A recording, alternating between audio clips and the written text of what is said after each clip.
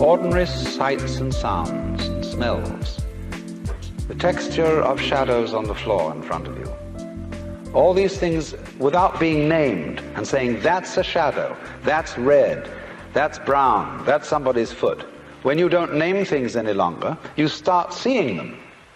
Because, say, when a person says, I see a leaf, immediately one thinks of a spearhead-shaped thing outlined in black and filled in with flat green. No leaf looks like that. No leaves. Leaves are not green. That's why Lao Tzu said, the 5 colors make a man blind, the 5 tones make a man deaf. Because if you can only see 5 colors, you're blind. And if you can only hear 5 tones in music, you're deaf.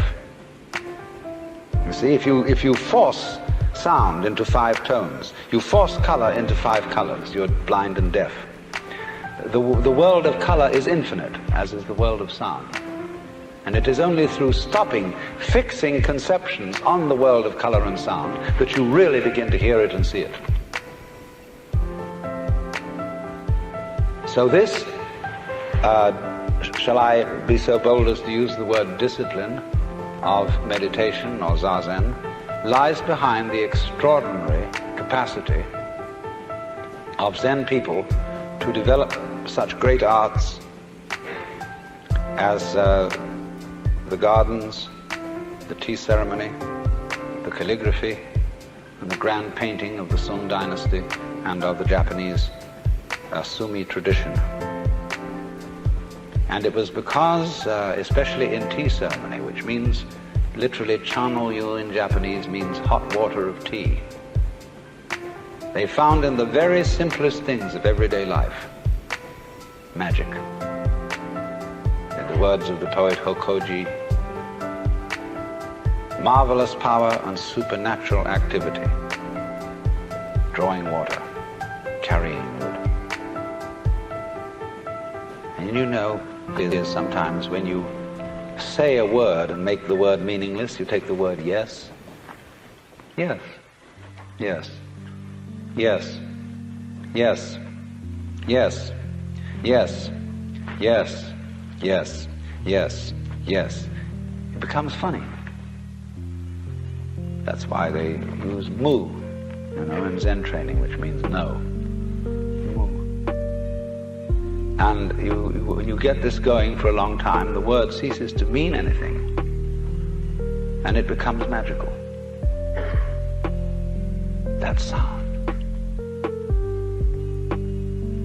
Now, what you have to realize in the further continuance of Zazen, that as you, well, let me say first in a preliminary way, the easiest way to stop thinking is first of all to think about something that doesn't have any meaning.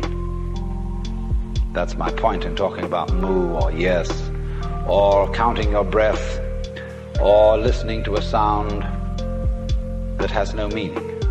Because that stops you thinking, because you become fascinated in the sound. Then as you get on and you just, the sound only, comes the point when the sound is taken away and you're wide open. Now at that point, there will be a kind of preliminary so-called satori, and you will think, wow-wee, that's it. You'll be so happy, you'll be walking on air. When Suzuki Daisetsu was asked, what is it like to have satori? He said, well, it's like ordinary everyday experience, except about 2 inches off the ground. But there's another saying, that student who has attained satori goes to hell as straight as an arrow. No satori around here, because anybody who has a spiritual experience, whether you get it through zazen or through LSD or anything, that gives you that experience, if you hold on to it, say, now I've got it, it's gone out of the window. Because the minute you grab a living thing, it's like catching a handful of water. The harder you clutch, the faster it squirts through your fingers. There's nothing to get hold of, because you don't need to get hold of anything. You had it from the beginning. Of course, you can see that by various methods of meditation. But the trouble is the people who come out of that and brag about it. Say, I've seen it. Equally intolerable are the people who study Zen and come out and brag to their friends about how much their legs hurt and how long they sat and what an awful thing it was. They're sickening. Because the discipline side of this thing is not meant to be something awful. It's not done in a masochistic spirit or a sadistic spirit. Suffering builds character. Therefore, suffering is good for you. When I went to school in England, the basic premise of education was that suffering builds character. And therefore, all senior boys were at liberty to bang about the junior ones with a perfectly clear conscience, because they were doing them a favor. It was good for them. It was building their character. And as a result of this kind of attitude, the word discipline has begun to stink. It's been stinking for a long time.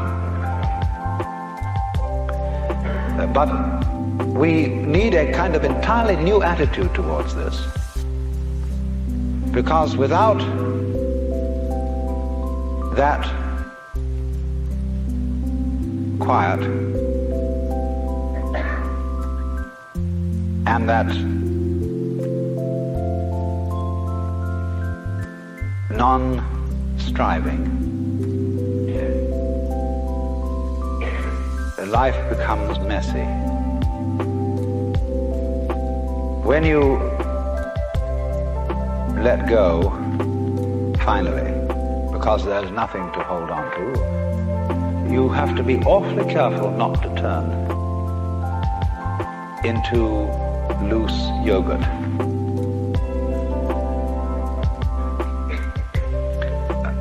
Let me give two opposite illustrations. When you ask most people to lie flat on the floor and relax, you find that they are full of tensions because they don't really believe that the floor will hold them up. And therefore they're holding themselves together, they're uptight. They're afraid that if they don't do this, even though the floor is supporting them, they'll suddenly turn into a gelatinous mass and trickle away in all directions. Then there are other people, when you tell them to relax, they go like a limp rag. See? But you see, the human organism is a subtle combination of hardness and softness, of flesh and bones. And the side of Zen, which has to do with neither doing nor not doing, but knowing that you're it anyway and you don't have to seek it, that's Zen flesh. But the side in which you can come back into the world with this attitude of not seeking and knowing you're it and not fall apart, that requires bones. And one of the most difficult things, this belongs to, of course, a generation we all know about that was running around some time ago, where they caught on to Zen and they started anything goes painting. They started anything goes sculpture. They started anything goes way of life. Now I think we're recovering from that today. At any rate, our painters are beginning once again to return to glory, to marvelous articulateness and vivid color. Nothing like it has been seen since the stained glass of Chartres. That's a good sign. But it requires that there be in our daily use of freedom, and I'm not just talking about political freedom, I'm talking about the freedom which comes when you know that you're it forever and ever and ever. And it'll be so nice when you die, because that'll be a change, but it'll come back some other way. And when you know that and you've seen through the whole mirage, then watch out, because there may still be in you some seeds of hostility, some seeds of pride, some seeds of wanting to put down other people, or wanting just to defy the normal arrangements of life. So that is why in the order of a Zen monastery, various duties are assigned. The novices have the light duties, and the more senior you get, the heavy duties. For example, the Roshi very often is the one who cleans out the benjo, the toilet. And everything is kept in order. There is a kind of beautiful, almost princely asceticism. Because by reason of that order being kept all the time, the vast free energy which is contained in the system doesn't run amok. The understanding of Zen, the understanding of awakening, the understanding of, well, we'll call it mystical experience, is one of the most dangerous things in the world. And for a person who cannot contain it, it's like putting 1,000,000 volts through your electric shaver. You blow your mind and it stays blown. Now, if you go off in that way, that is what would be called in Buddhism a pratyeka Buddha, private Buddha. He's one who goes off into the transcendental world and is never seen again. And he's made a mistake from the standpoint of Buddhism, because from the standpoint of Buddhism there is no fundamental difference between the transcendental world and this everyday world. The Bodhisattva, you see, who doesn't go off into a nirvana and stay there forever and ever, but comes back and lives ordinary everyday life to help other beings to see through it too, he doesn't come back because he feels he has some sort of solemn duty to help mankind and all that kind of pious cant. He comes back because he sees the two worlds are the same. He sees all other beings as Buddhas. He sees them, to use a phrase of G.K. Chesterton's, but now a great thing in the street seems any human nod, where move in strange democracy the 1,000,000 masks of God. And it's fantastic to look at people and see that they really, deep down, are enlightened. They're it. They're faces of the divine. And they look at you and say, oh no, but I'm not divine, I'm just ordinary little me. And you look at them in a funny way, and here you see the Buddha nature looking out of their eyes straight at you and saying it's not. And saying it quite sincerely. And that's why when you get up against a great guru, be he Zen master or whatever, he has a funny look in his eyes. When you say, I have a problem, Guru, I'm mixed up and I don't understand, he looks at you in this queer way. And you think, oh dear me, he's reading my most secret thoughts. He's seeing all the awful things I am, all my cowardice, all my shortcomings. He's not doing anything of the kind. He isn't even interested in such things. He's looking at, if I may use Hindu terminology, he's looking at Shiva in you, saying, my God, Shiva, won't you come off it?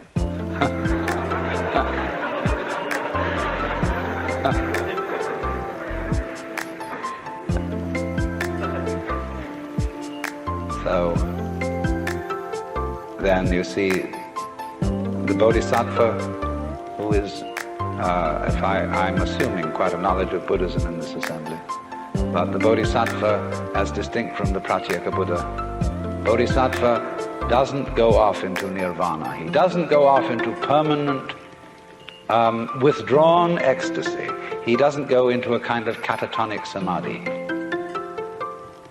That's all right. There are people who can do that. That's their vocation. That's their specialty, just as a long thing is the long body of Buddha and a short thing is the short body of Buddha.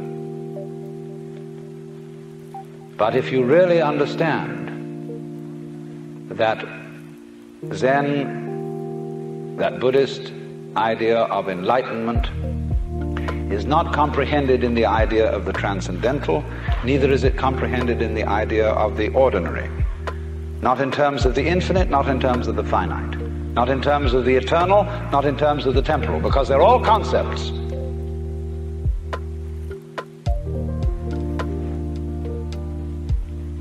So,